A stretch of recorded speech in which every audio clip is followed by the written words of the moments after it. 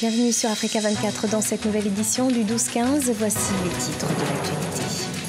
Discours à l'ONU ce 26 septembre du président libérien George Weah, élu en décembre 2017. Le président a salué le transfert de pouvoir entre deux gouvernements dans son pays, élu démocratiquement.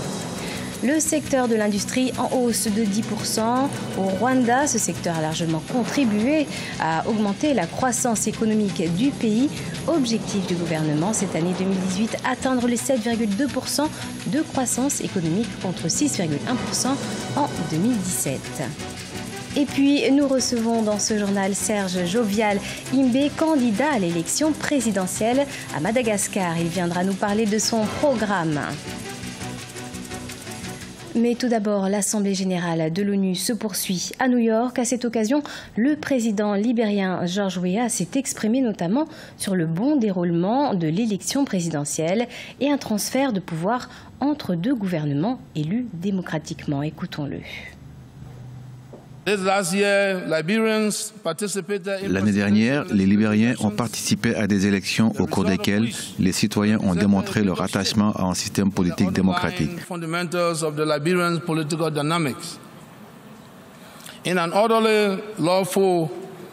Dans le respect de la législation et de la démocratie, les Libériens ont voté pour le changement et l'espoir. Il s'agit de la première fois en 73 ans que les Libériens ont pu observer une passation de pouvoir d'un régime démocratique à un autre.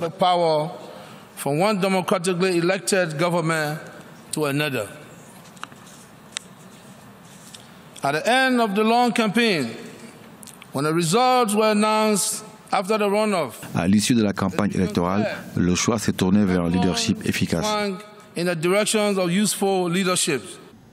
Le Rwanda enregistre une croissance économique de 6,7% au second semestre 2018 par rapport à 2017, une hausse qui s'explique par de bonnes performances dans les secteurs de l'agriculture, de l'industrie et des services. Le gouvernement prévoit désormais d'atteindre 7,2% de croissance économique pour l'année 2018. On fait le point avec Fraternda Kaisanga. Selon l'Institut national des statistiques du Rwanda, au deuxième trimestre de l'année 2018, le produit intérieur brut au prix courant du marché était estimé à 2000 milliards de francs rwandais, en hausse par rapport à 1869 milliards au deuxième trimestre de l'année 2017, soit une croissance de 6,7%. Le secteur des services y a contribué à l'échelle de 47%, alors que les secteurs de l'agriculture et de l'industrie y ont contribué de 30% et de 16% respectivement. On parle de croissance quand on a déjà fait les ajustements par rapport au taux d'inflation. Donc, ça veut dire que la croissance dont on parle ici est basée sur les chiffres ajustés au produit intérieur brut. Pour clarifier, les chiffres sont présentés au prix courant du marché et au prix constant du marché, mais quand on parle de la croissance, elle est basée sur des valeurs constantes. En plus de sa grande contribution dans la croissance de l'économie rwandaise, le secteur de l'industrie vient en tête des secteurs qui ont affiché une grande croissance. Avec un taux de 10%, ce secteur a contribué de 1,7 point de pourcentage au PIB global. Il a été suivi par le secteur agricole qui affiche une croissance de 6%. Pour moi, c'est une belle performance qu'on voit et dans tous les secteurs. Par exemple, le secteur manufacturier qui était mal coté à la même période en 2017, mais on voit actuellement une amélioration due à l'augmentation des investissements dans ce secteur. Selon les experts, la croissance économique affichée permet de rassurer quant aux ambitions du gouvernement d'atteindre les 7,2% de croissance économique en 2018 contre 6,1% en 2017. Les élections à Madagascar, la course à la présidentielle s'intensifie. 36 candidats participeront au scrutin de ce 7 novembre 2018 selon l'arrêté du 22 août de la Haute Cour constitutionnelle, parmi lesquels Serge Jovial Imbe qui a présenté sa candidature. Nous le recevons aujourd'hui sur Africa 24. Serge Jovial Imbe, bonjour. Bonjour. Bienvenue sur Africa 24. Merci beaucoup. Alors vous venez du monde de la finance, aujourd'hui vous vous lancez dans la course à la présidentielle. Qu'est-ce qui a motivé votre participation à ce scrutin? Un constat simplement parce que j'aime mon pays et c'est un devoir pour moi d'apporter ma contribution. Un constat parce que je me suis posé la question des 10 dernières années, c'est quel pays que je dois laisser pour les enfants d'aujourd'hui, pour les jeunes d'aujourd'hui, pour les retraités d'aujourd'hui, pour les gens actifs d'aujourd'hui.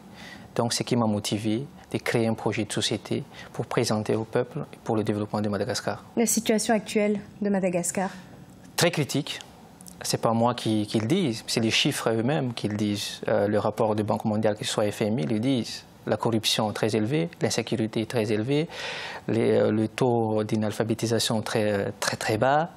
Et tout ça, il n'y a pas un seul secteur à Madagascar qu'on trouve un indicateur positif. Donc c'est un pays qui est très mal. Il faut le relever et c'est un challenge pour le futur président. Et comment, justement, comment vous comptez stimuler le potentiel de votre pays? Le pays a des ressources. Le pays a des potentiels. 65% c'est de la jeunesse. Il faut miser sur la jeunesse. Ça, c'est la première chose. Le pays a des ressources, à tout à l'heure, je vous ai dit, mais il manque de projets viables et finançables. Ce qui me différencie avec les candidats d'ailleurs, parce que tout le monde peut écrire des projets. Mais comment on va le financer et quel laps de temps on doit réaliser chaque projet? C'est ça qui est plus important pour Madagascar, parce qu'on ne peut plus attendre quoi que ce soit. Le peuple souffre et le pays est plus bas qu'on n'a jamais connu. Est-ce que vous avez mis des projets en place actuellement? Je crois savoir que vous avez une association AFIMA, donc elle s'est transformée en parti politique. Vous pouvez nous en parler? Bien évidemment, parce que l'association AFIMA, c'était un constat au début, suite à une conférence que j'ai assistée, qu'on m'a invité d'ailleurs, qu'on a assisté, sur le potentiel du pays. Mais le peuple sont pauvres. Donc, à partir de cela, je me suis décidé, avec des équipes d'ailleurs, de sillonner le pays, de comprendre les problématiques en profondeur de ce pays et proposer une solution derrière. Et à partir de cela, l'association a transformé en parti politique parce que quand on a des projets, quand on a des solutions et quand on sait comment on va le financer pour le développement du pays, il ne suffit plus d'une association parce qu'on n'est plus décideur en ce moment-là. Il faut partir du parti politique pour arriver à la tête du pays, pour mettre en place ce qu'on a réalisé. Merci beaucoup Serge Jovial Ingbé d'avoir répondu à nos questions. Je rappelle que vous êtes candidat à l'élection présidentielle à Madagascar. Merci beaucoup. On poursuit ce journal avec le portrait de Yao Dogbo. Ce Togolais souhaite révolutionner le secteur bancaire, secteur qui réside selon lui dans l'innovation numérique. Son entreprise Sergi Banking développe des solutions informatiques pour le marché bancaire et financier africain. Yao Dogbo a été sacré grand bâtisseur de l'économie en Afrique, découverte avec Emefa Kofi.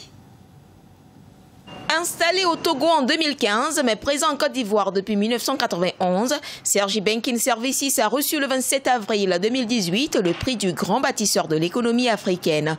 Dans son laboratoire, des jeunes ingénieurs développant des logiciels au service des institutions bancaires pour le bien des populations. Son président Yao Dogbo voit en cette distinction une motivation pour davantage construire la banque de demain.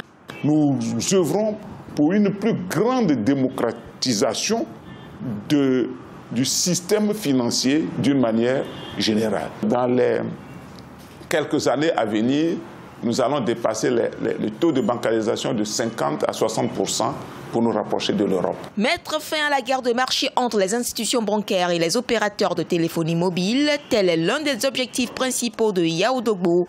Avec son équipe, il met au point plusieurs produits dans le rural banking. Le plus grand projet actuellement à Sergi concerne la réforme BCAO, le RFID en français. Donc cette carte nous permet de faire des opérations dans des zones rurales où nous n'avons pas de guichets de banque. Accéder à son compte bancaire depuis son téléphone ou encore faire toutes sortes d'opérations bancaires de la banque A vers la banque B, Sergi Banking Services sait le faire. Sur le marché, ces produits seront disponibles d'ici fin 2018. Au Togo, le taux de bancarisation ces 5 dernières années est passé de 3 à 8,5%. En moyenne, ce taux est estimé en Afrique entre 5 et 15%. C'est la fin de ce journal. Merci de nous avoir suivis. Dans quelques instants, une nouvelle édition de l'actualité sur Africa 24.